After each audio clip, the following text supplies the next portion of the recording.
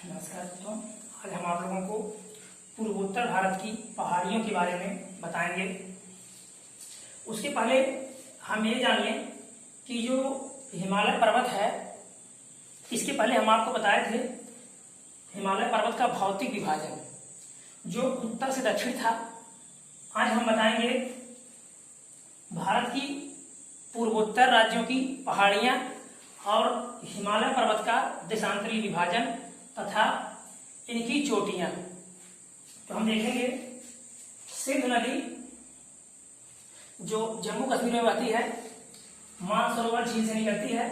सिंध नदी से लेकर के ब्रह्मपुत्र नदी तक ये जो हिमालय पर्वत है, इसे 4 भागों में देशांतरी दृष्टि से बांटा गया है। सिंध नदी से लेकर के और सतलज नदी तक। सतलज नदी जो कि सिंधु, सतलज और ब्रह्मपुत्र तीनों नदियां मानसरोवर झील के पास से ही निकली हैं।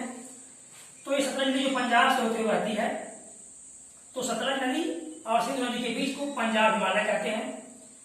ये लंबाई इसकी लगभग 560 किलोमीटर है। सतलज नदी से काली नदी के बीच में, सतलज नदी से काली नदी के बीच में कुमाऊं हिमालय कहा जाता है, जो 320 किलोमीटर लंबाई है। और काली नदी से लेकर के तीस्ता नदी जो सिक्किम से निकलती है, सिक्किम से निकलती है, इसके बीच के भाग को नेपाल हिमालय के नाम से जानते हैं, जो लगभग 800 किलोमीटर लंबा है। तीस्ता नदी जो सिक्किम में है से लेकर के ब्रह्मपुत्र नदी जो नामचा बरवा अरुणाचल प्रदेश में भारत में प्रवेश करती है, से लेकर के और तीस्ता नदी तक को असम हिमालय के नाम से जानते हैं। और इसकी लंबाई लगभग 720 किलोमीटर है। इस प्रकार यदि हम देखें तो सिंधु नदी से लेकर के ब्रह्मपुत्र नदी तक हिमालय की लंबाई लगभग 2500 किलोमीटर है। 2500 किलोमीटर लंबा है। तो यह आपका देशांतरीय विभाजन था। और इसके पहले हम भौतिक विभाजन के बारे में बता चुके हैं। आप देखेंगे हम ये जो इसके पहले हम बताए थे, जो ट्रांस हिमालय है, ट्रांस हिमालय, उसके बाद बृहद हिमालय, फिर लघु हिमालय, फिर शिवालिक हिमालय। इसमें कुछ श्रेणियां हैं, जो पर्वतों की श्रेणियां हैं, क्रम से वो कैसे हैं। तो हम देखेंगे सबसे उत्तर में कराकोरम श्रेणी, कराकोरम के बाद लद्दाख श्रेणी, लद्दाख के बाद पीर पंजाल, लद्दाख के बाद जास्कर, जास्कर के बाद पीर पंजाल, पीर पंजाल के बाद धौलाधर, धौलाधर के बाद शिवालिक। इसको आसानी से याद करने के लिए आपको हम खुद बता देते हैं, क्योंकि कभी कभी उत्तर से दक्षिण और कभी कभी दक्षिण से उत्तर इन पर्वत श्रेणियों को क्रम से पूछता है। तो इसके लिए आप नोट कर लेंगे, कल जाएंगे पीडीएस लेने, कल जाएंगे पीडीएस लेने। कैसे? कराकोरम, ल से लद्दाख, जाएंगे से जास्कर,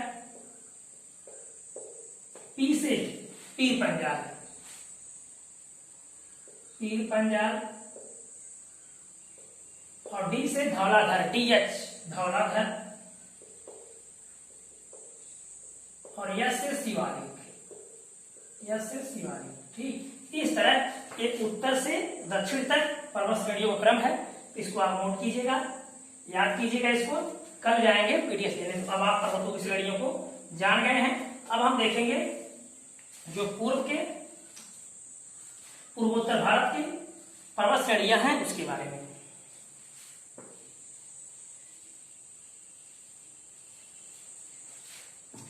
अब आप राज्यों के बारे में जानते हैं। सिक्किम को यदि छोड़कर इधर 7 राज्यों को 7 बहने कहा जाता है। इसमें सबसे पूर्व में जो इधर अरुणाचल प्रदेश है, अरुणाचल प्रदेश, इसमें मेरी पहाड़ियां, सबसे पहले मेरी पहाड़ियां, अबोर पहाड़ियां और मिसमी पहाड़ियां, मिसमी पहाड़ियां। इसी में अरुणाचल प्रदेश से नीचे पटकाई गुम, कौन सी पहाड़ी है? पटकाई गुम पहाड़ी है। इसके नीचे जब हम आएंगे यहां, ये हमारा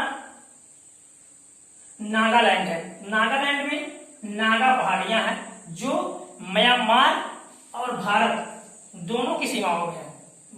कुछ पार्ट उसका भारत में है, कुछ म्यांमार में। ध्यान रखिएगा, कभी कभी पूछता है कि कौन सी पर्वत श्रेणी दोनों देशों में फैली हुई है। तो नागा पहाड़ियां, नागालैंड और म्यांमार, इधर म्यांमार है आपका, वहां भी फैली है। उसके बाद आएंगे हम बाराइल पहाड़ी। ये बाराइल पहाड़ी मणिपुर, ये आपका त्रिपुरा है, ये मिजोरम है, ये त्रिपुरा, मिजोरम, ये आपका मणिपुर है, ये नागालैंड है। ठीक, तो मणिपुर में बाराइल पहाड़ियां ये असम और मणिपुर दोनों में विस्तृत हैं, असम और मणिपुर दोनों में विस्तृत हैं। उसके बाद आएंगे इधर, तो ये लुसाई या मिजो पहाड़ियां, लुसाई या मिजो पहाड़ियां जो त्रिपुरा से लेकर के मिजोरम तक विस्तृत हैं। और अराकान योमा पर्वत जो म्यांमार में पड़ता है, कौन सा पर्वत? अराकान योमा, याद रखिएगा, अराकान योमा पर्वत के पास तक आती है। ये जो लुसाई या मिजो पहाड़ियां हैं ये त्रिपुरा से लेकर के मिजोरम तक कहां तक आती हैं? अराकान योमा पर्वत। और अराकान योमा पर्वत म्यांमार और भारत के बीच सीमा रेखा निर्धारित करता है। कौन सा पर्वत? अराकान योमा पर्वत म्यांमार और भारत के बीच सीमा निर्धारित करता है। अब आगे देखेंगे हम असम में, असम और अरुणाचल प्रदेश में डफला पहाड़ियां हैं। असम और अरुणाचल प्रदेश दोनों राज्यों में विस्तारित हैं डफला पहाड़ियां। तो डफला पहाड़ियां असम, ये आपका असम है और ये अरुणाचल प्रदेश दोनों राज्यों में विस्तृत हैं। असम में इसके नीचे मीतिर पहाड़ियां, आप इसके नीचे रगमा पहाड़ियां, यानी कि असम में व्यक्तिगत रूप से केवल असम में मीतिर पहाड़ियां और रगमा पहाड़ियां दो पहाड़ियां हैं। इधर आएंगे हम मेघालय में, गारो पहाड़ियां, गारो, खासी, जयंतिया, तीन पहाड़ियां। मेघालय में कितनी पहाड़ियां हैं? तीन, गारो, खासी, जयंतिया। अब गारो, खासी, जयंतिया पहाड़ियां भी हैं और गारो, खासी, जयंतिया। अब क्वेश्चन बनता है हमारा कि गारो, खासी, जयंतिया कहां पाई जाती है? मेघालय में। ठीक, लेकिन यदि मेघालय विकल्प में न हो और इधर असम कर दे तो कुछ जो ये जयंतिया जातियां हैं वो असम में भी पाई जाती हैं, लेकिन यदि मेघालय है तो मेघालय में मिलती हैं। अब एक पूर्वोत्तर की पहाड़ियां हो गई, इनकी कुछ विशेषताएं हैं, अभी हम आपको बताएंगे। इसके पहले देखेंगे जो ऊंचे पर्वत है। अब यदि हम भारत में सबसे पूरब से बात करें तो सबसे पूरब नामचा बरवा, सबसे पूरब नामचा बरवा है, जहां से ब्रह्मपुत्र नदी भारत में प्रवेश करती है। तो पूरब में सबसे, और ये नामचा बरवा तिब्बत जो चीन अपना अंदर मानता है, तो तिब्बत और भारत दोनों की सीमाओं में स्थित है। व्यक्तिगत रूप से भारत में नहीं है, तो चीन और भारत दोनों में स्थित है। नामचा बरवा सबसे पूरब की सबसे ऊंची चोटी है, पूरब की 1758 मीटर। इसके बाद हम आएंगे कंचनजंगा सिक्किम। कंचनजंगा सिक्किम जो नेपाल की सीमा पर स्थित है भारत में, याद रखिएगा कहां स्थित है? स्थित है भारत में, लेकिन एकदम नेपाल की सीमा से लगा हुआ। तो नेपाल की सीमा से लगा हुआ लेकिन स्थित है किसमें? भारत में। तो इसकी लंबाई जो ऊंचाई है 85 से 86 मीटर, कहीं कहीं 85, 95 भी देता है। तो आप दो में रखिएगा, 85, 86 मिला है तो भी, 85, 95 मिला है तो भी, क्योंकि कई पुस्तकों का हमने अध्ययन किया तो कई चीजें मिलती हैं।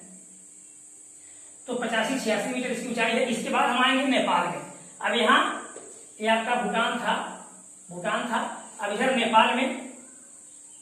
नेपाल में 4 पर्वत श्रेणियां, 4 पर्वत। सबसे ऊंचे पर्वत देखिए कंचनजंगा के बाद मकालू, जिसकी ऊंचाई 8481 मीटर है।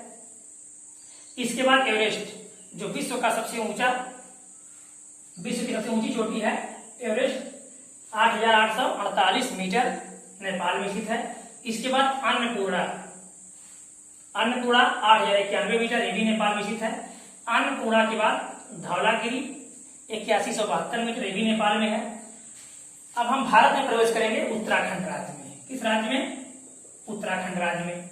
अब उत्तराखंड राज्य में 4 पर्वत श्रेणियों और पर्वतों का क्रम लाइन से है। नंदा देवी, यानी कि नेपाल के बाद जब भारत में हम प्रवेश करते हैं तो उत्तराखंड में नंदा देवी 7816 मीटर, कितना? 7816 मीटर ऊंचाई इसकी है। नंदा देवी को 1988 में यूनेस्को द्वारा जैवमंडलीय आरक्षित क्षेत्र घोषित किया गया। तो याद रखिएगा, नंदा देवी को जैवमंडलीय आरक्षित क्षेत्र घोषित किया गया है 1988 में, उत्तराखंड राज्य में स्थित है। इसके बाद कामेत पर्वत 7,756 मीटर इसके पश्चिम में, फिर बद्रीनाथ 7138 मीटर, फिर बंदरपुछ जहां से यमुना नदी निकलती है 6315 मीटर। कितना? 6315 मीटर ऊंचा है, यहां से यमुना नदी निकलती है। अब इन पर्वतों के बारे में हम क्रम से, यदि पूरब से पश्चिम या पश्चिम से पूछा जाए तो इसको हम ध्यान से देख लेंगे, क्योंकि कभी कभी पूछता है कि पूरब से पश्चिम की तरफ लगाइए या पश्चिम से पूरब की तरफ लगाइए। तो नामचा बरवा, कंचनजंगा, मकालू, एवरेस्ट, अन्नपूर्णा, धौलागिरी, ठीक, नंदा देवी, कामेत, बद्रीनाथ, बंदरपुर। इस तरह से हम पूरब से पश्चिम या पश्चिम से पूरब, अगर आपको पता है इस तरह से तो हम बता सकते हैं। तो आप लोग भी कॉपी बनाइएगा और नोट कीजिएगा कि नोट से पढ़ने पर ही बढ़िया रहता है। ठीक, नोट से पढ़ने पर अच्छा होता है और केवल देखने से तैयार नहीं होता। आगे आपको भी बताएंगे जो रेगमा पहाड़ियां हैं, रेगमा पहाड़ियां यहाँ असम में है, यहाँ रेगमा जनजातियां पाई जाती हैं। अक्सर करके याद रखिएगा, इन पहाड़ियों के नाम से यहाँ जनजातियां भी पाई जाती हैं, जैसे डपला जनजातियां पाई जाती हैं यहाँ असम में। फिर मिकिर पहाड़ी में मिकिर जनजाति, मिकिर पहाड़ी में मिकिर जनजाति यहाँ असम में है। मिकिर पहाड़ी असम में, मिकिर पहाड़ी मिकिर जनजातियां। फिर मिसमी पहाड़ी, ये जो मिसमी पहाड़ी है ब्रह्मपुत्र नदी इसको काट करके बहती है। मिसमी पहाड़ी को ब्रह्मपुत्र नदी काट करके बहती है और यही जो आपका ये देशांतरीय विभाजन है ब्रह्मपुत्र नदी ही निर्धारित करती है, यहां से लेकर के और सिंधु नदी तक। आगे पटकाई भूमि जो अरुणाचल प्रदेश में सबसे नीचे की पर्वत चोटी है, तो यहाँ झूम कृषि की जाती है। कौन सी कृषि की जाती है? झूम कृषि।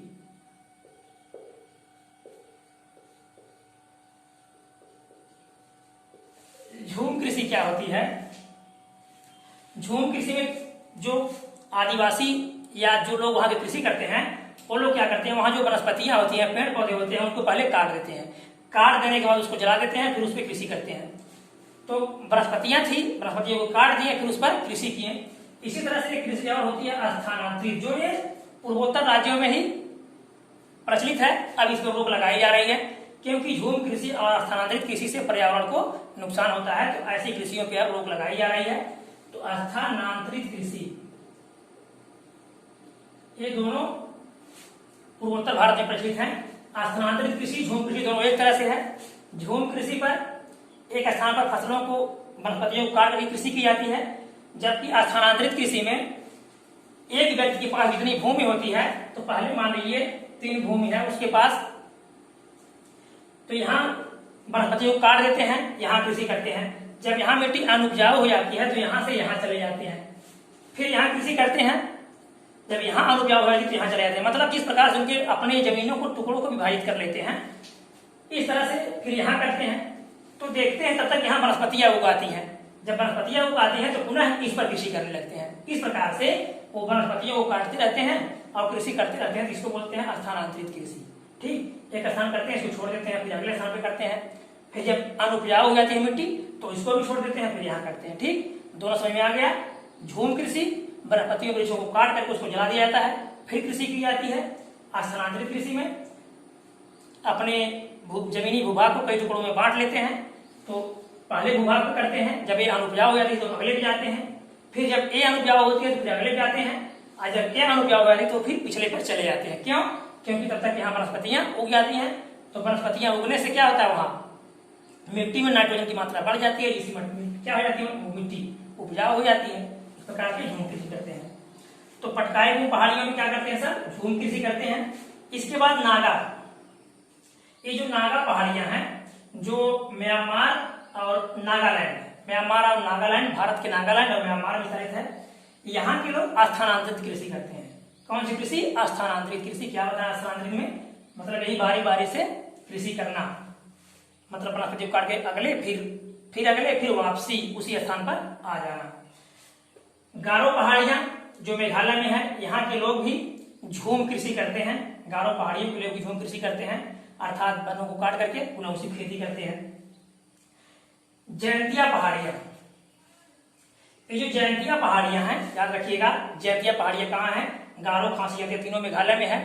तो जो जयंतिया पहाड़ियां हैं, यहाँ भारत का सबसे लंबा प्राकृतिक गुफा, भारत की सबसे लंबी प्राकृतिक गुफा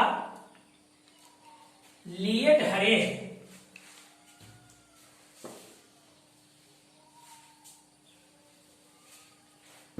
लिएट हरेह